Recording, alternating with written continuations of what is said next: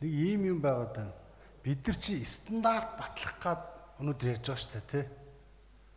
Тэгээд бидний асууж байгаа асуулт, хариулж байгаа хүмүүсийн хариулт энэ төр нь одоо баргалжил энэ хүмүүст стандартгүй энэ юм бариад байсан юм шиг юм яриад ах юм. Уул нь энэ замыг чи яхад стандарттай шүү дээ. Зүгээр стандартаа бид бүхэн сайжруулах гэж өнөөдөр батлах гэж байгаа байхгүй. Тэгээ эннийхээ яг гол утга санааг бид нар юусоо гаргаж өгөхгүй яриад ах шиг нь хариулж байгаа хүмүүс мэн. Тэгэхгүй болохоор энэ олон нийтэд одоо энийг ч одоо телевизээр үзэж байгаа. За бас одоо сошиалор явж байгаа. Тэг хүмүүс эдгээр чинь түрүү жил стандартгүй юм барьцсан байж тээ гэж ойлгохоор л бид сая яриад байгаа байхгүй. Тэгэхээр энийг бас ялгаж салгаж ярьж байгаа юм. Эний чинь цаа тал дээр маш олон төрлийн байгууллагын одоо ажилчид өчнөө олон сууж өдөр шөнөгүй сууж эний чинь хийж байгаа шүү дээ. Мөн энэ стандартыг хэвшүүлэхийн тулд бид бүх стандартыг байнга одоо шинчилж батлуулж авах хэрэгтэй.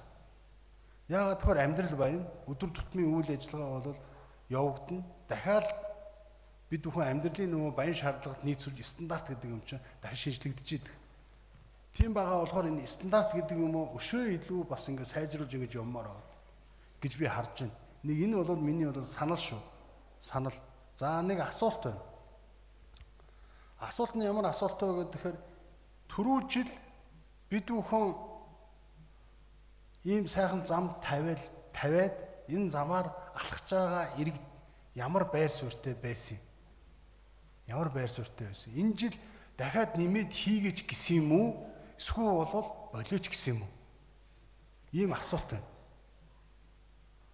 Миний сонссноор зөвөр намар нэг хийсэн ажлынхаа юм дээр хот иргэдтэй уулзсан дээр би хотын дарга уулзсан дээр уулзж байхад иргэд энийг маш зөвөр дэмжиж ирсэн. Хэсэг бүлэг нөхөд харин энийг бас ондоор ярьж ирсэн. Яг газар дээр бид бүхэн одоо Солонгост ч юм уу, урагшаа одоо Хятад руу ч юм уу маш их олон хүмүүс явж байдаг.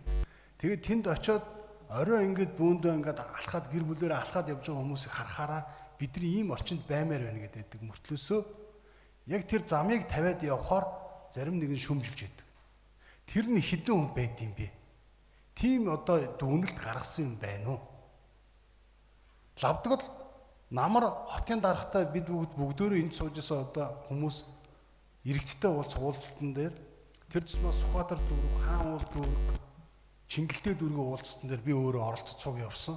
Тэгээ энэ уулзалтнуудаар иргэд бол маш их сайшааж ирсэн. Зүгээр иргэд босч ирэл ярьж байгаа. Үнэхээр зөв зүйтэй ажиллана. Тэгээ энийхээ бас дүн баалыг иргэдэд танилцуулж гин үү? Бид бүх ч иргэдийн хурлынхан шүү дээ.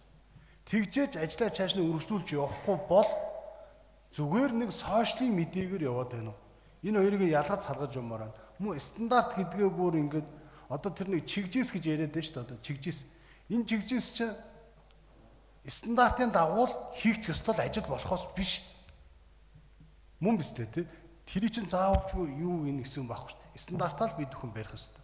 Тэгэхээр энэ стандартаа баталж байгаа гэдгээ зөв зүйтэйгээр бас тайлбарж хэлээч гэдгийг бас хэлмээр байна. За даваадлаа. Засаг даргын 1-р орлогч хариулна. За төрхөө төлөөлөгчийн асуултанд хариулъя. Засаг даргын 1-р орлогч даваадлаа.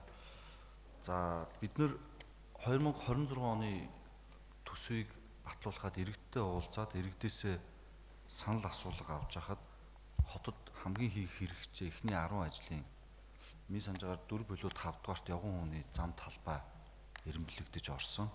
Тэгээд үүн дээр иргэдээр өгчсэн саналуудаас бол ер нь одоо байгаа гудамж талбай өргөн болж байна. Явган замын хүртээмж нэмэгдэж байна. Тэгэхээр энийг бол цаашаа үргэлжлүүлээд хийя гэдэг одоо 2026 оны одоо төсөв хөрөнгө оруулалттай холбогдлолтой иргэдийн уулзалт саналтууд дээр бол тусгатаад эхний 4-р 5-р байранд бол эренбэлэгдэжсэн гэж бол санаж байна. Тийм учраас бид нар цаашид энэ Улаанбаатар хотын явган зам хүртээмжийг бол нэмэгдүүлэх шаардлагатай, стандартаа хөгжөө цаг үеийн уялдуулаад сайжруулад явъя гэж өнөөдөр стандарт дээр чигжээс чулуун материал гэдэг хоёр заалтыг бол өөрчлөлт оруулж байгаа. Цаашид бид нар ер нь хотын стандартыг зөвхөн явган зам гэхгүй бусад стандартуудыг ер нь цаг үе одоо уур амьсгал инженерийнхээ хөгжилтэй уялдуулаад бол шинжилээд явна.